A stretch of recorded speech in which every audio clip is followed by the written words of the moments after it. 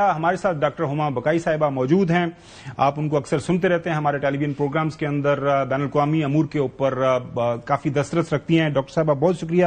Doctor صاحبہ کل آپ نے پریزیڈنٹ ٹرمپ کو سنا, میں ان کی تقریر سن رہا تھا. انہوں نے اپنی ملک کی سیاست کو بھی رگڑ دیا, پھر انہوں نے انوائرمنٹلسٹ کو بھی رگڑ دیا, پھر انہوں نے یو این جنرل اسمبلی کہ جو منتظمین ہیں بیچاروں نے کہا جی نہ تہاڈا ٹیلی پرومپٹر چلتا ہے نہ تہاڈیاں پوڑیاں چلدی ہیں کہ what kind of management you are doing. پھر انہوں نے یو این کے جو انٹائر اس کا سسٹم اس کو کہہ دیا کہ یہ بالکل یہ فیوٹائل ہے, یہ کسی کام کے نہیں ہے. جنگیں تو دنیا کی میں ساری کی ساری بند کروا رہا ہوں, آپ کا تو لینا دینا کوئی نہیں ہے. اور یہ نے کہا یہ صرف زبانی غلامی کام کرتے ہیں. اگر ہم وہ جو اسٹیٹمنٹ ہمارے پاس ان کا شارٹ ہے سنا سکیں پروڈیوسر صاحب. Don't mind making the speech without a teleprompter because the teleprompter is not working.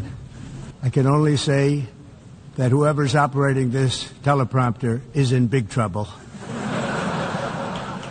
In a period of just 7 months, I have ended 7 unendable wars. This includes Pakistan and India, Israel and Iran, and Armenia and Azerbaijan.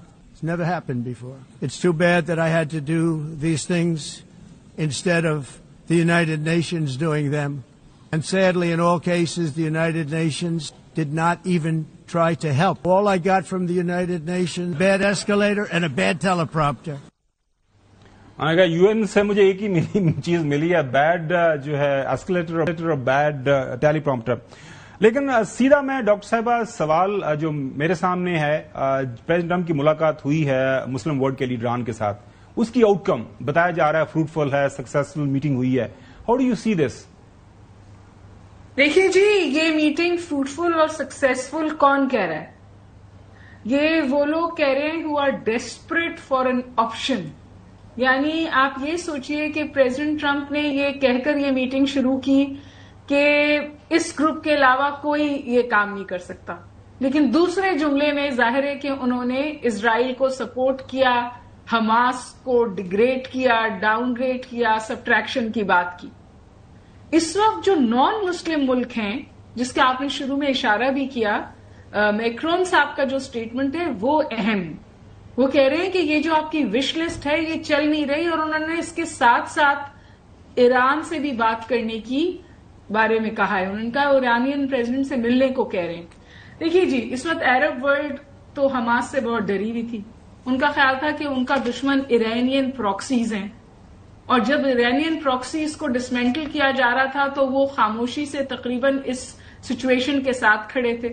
وہ سوچ رہے تھے ہمارا کام کوئی اور کر دے رہا ہے. لیکن جو حقیقت سامنے آئی ہے وہ یہ ہے کہ جب تک ایرانین پراکسی زندہ تھی, جب تک اسرائیل کی ایکسپینشنزم رکی ہوئی تھی, اور اسرائیل نے بائی ڈیزائن پہلے ان پراکسیز کو ختم کیا, پھر ایران کو ٹارگٹ کیا, اور اب وہ اپنے مڈل ایسٹ میں اپنے ایکسپینشنسٹ ڈیزائن پر رکنے سے تیار نہیں ہے.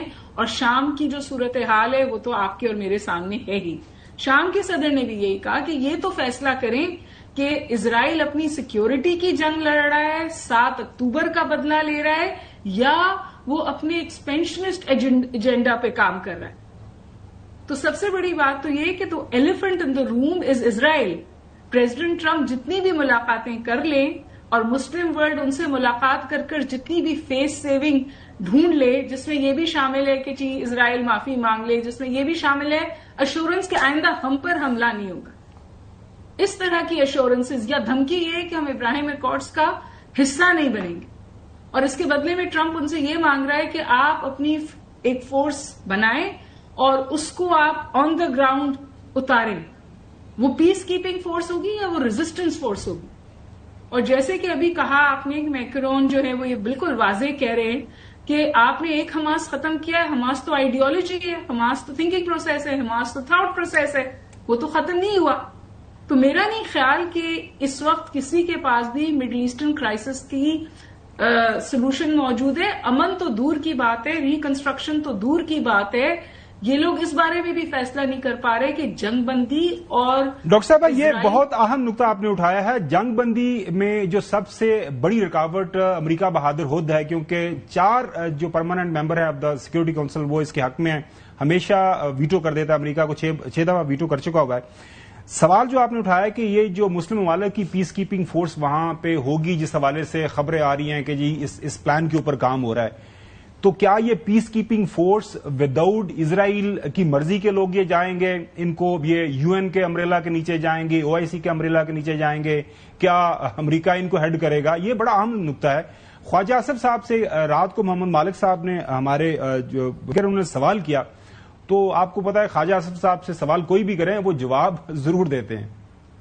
ڈیفینیٹلی ان کے پروپوزل کے بعد جو بھی وہاں پہ اسلامی ممالک پریزنٹ ہوں گے وہ آپس میں مشورہ کریں گے کہ بھئی اس کو کس طرح رسپونڈ کرنا ہے، کہ ہم نے پیس کیپنگ فورس بھجوانی ہے یا ادھر جوائنٹ کنٹرول غزہ کا لینا ہے، اس کی سیٹلمنٹ کس طرح ہونی ہے لوگوں کی جو اس وقت بے گھر ہوئے ہیں، people who have lost their families, lost their houses, lost their employment, everything, you know, for them it is so catastrophic. تو اس لیے میں کوئی اگر آپ کے سوال کا اس وقت جواب دوں جو اس مشورے کے بعد کیا شیپ نکلتی ہے، تو میرے لیے یہ ذرا پری میچور ہوگا.